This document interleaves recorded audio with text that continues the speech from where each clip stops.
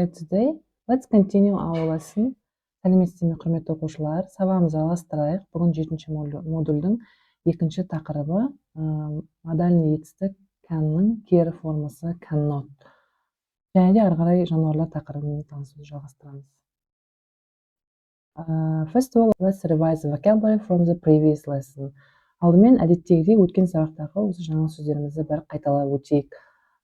Біздер сырттағы белсенділіктермен таныстық. Outdoor activities.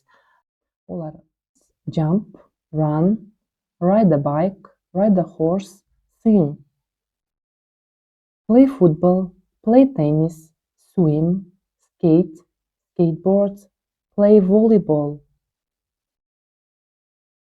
A frog, a fish, a snake, a bird, a monkey, a rabbit. Және де осындай етістіктер fly, crawl, hop, dive, climb етістіктермен танысқан болатынбыз. Енді міне бүгін бүгінгі тақырыбымызда жан жануарлармен танысуды жалғастырамыз. Animals деп айтамыз. Animals жануарлар. Алдымен біздер міне үй жануарлары, содан кейін орманның жануарларымен танысамыз. Жылқы бізде a horse, сиыр a cow, қой a sheep, түйе a camel, ешкі a goat, жолбарыс a tiger, аю a bear, арыстан a lion, қасқыр a wolf, түлкі a fox. Және бір қайталап өтейік. A horse, a cow, a sheep, a camel, a goat, a tiger, a bear, a lion, a wolf, a fox. Неке оқушылар, біздің грамматикалық бөлімімізге де жеттік. Modal verb can't, яғни ол мысалы can деген бір нәрсені жасай аламын деген, могу деген мағынаны білдірсе, мынау не могу или не умею, то есть жасай алмаймын деген мағынаны білдіреді. Бұл жерде дәл сол canға сөйлемде орналасу тәртібі сол can'дағыдай бірінші бастауыш, одан кейін cannot тұрады, қысқаша can't деп айтамыз. Және одан кейін етістік жалғаймыз. Неке мысалы бастауыш бізде personal pronounымыз болса, одан кейін can't тұрады, содан кейін кез келген етістік тұрады. Мысалы I can't run, мен жүгіре алмаймын. You can't play tennis, сен мысалы теннис ойнай алмайсың деген сияқты сөйлемдер. Енді мына жерде мысалдар қарап көрейік. Мысалы мен секіре аламын болса I can jump болады. Егер сол сөйлемді кер сөйлемге айналдырсақ, мен секіре алмаймын, I can't jump болады. Немесе he-мен қарап көрейік. Ол жүгіре алады, he can run, ол жүгіре алмайды, he can't run. Немесе she can play tennis, ол теннис ойнай алады. Егер ол ойнай алмайтын болса, she can't play tennis. Олар футбол ойнай алады, they can play football, олар футбол ойнай алмайды, they can't play football. Байқағандарыңыздай, ешқандай canнан несі жоқ, ерекшелік жасау жолында canның орнына тек can'ты қоямыз, ешқандай басқа жерде ешқандай өзгеріс болмайды. Жасау жолы өте оңай. Тапсырмалар барысында тереңірек түсінесіздер деп ойлаймын.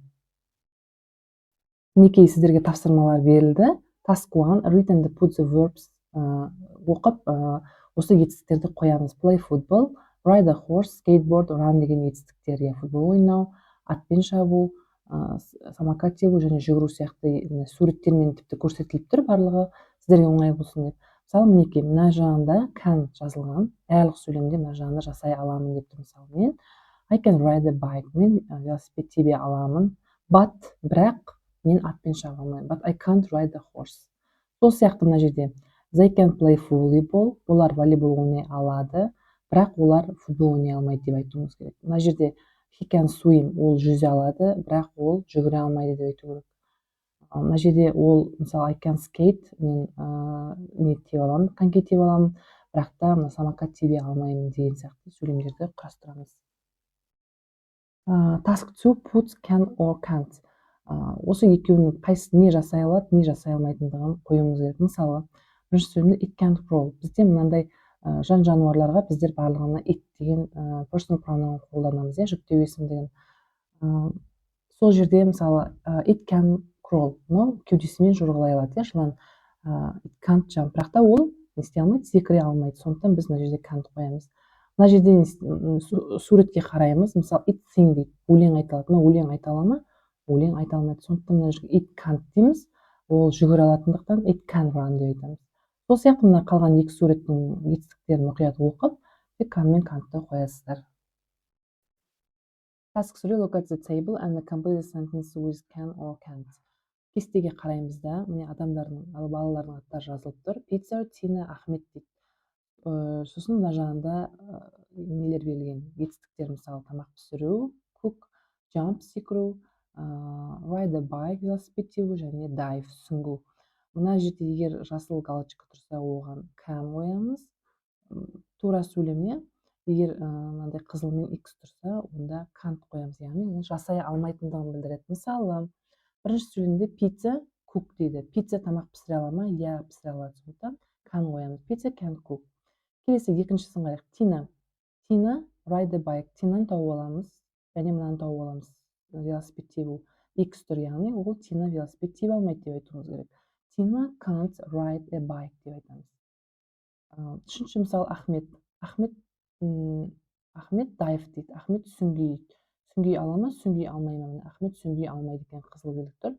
Сондықтан біздер Ахмет can't dive деп жазамыз. Осылайша қалған сөйлемдерді мұқият оқып, сурет таблицаға қарап, сол тапсырманы орындаймыз. Осымен, құрметті оқушылар, бүгінгі сабағымыз қысқаша аяқталды. Видео сабақтың астындағы тапсырмаларды мұқият орындаңыздар. Барлығыңызға сәттілік. See you next lesson. Goodbye.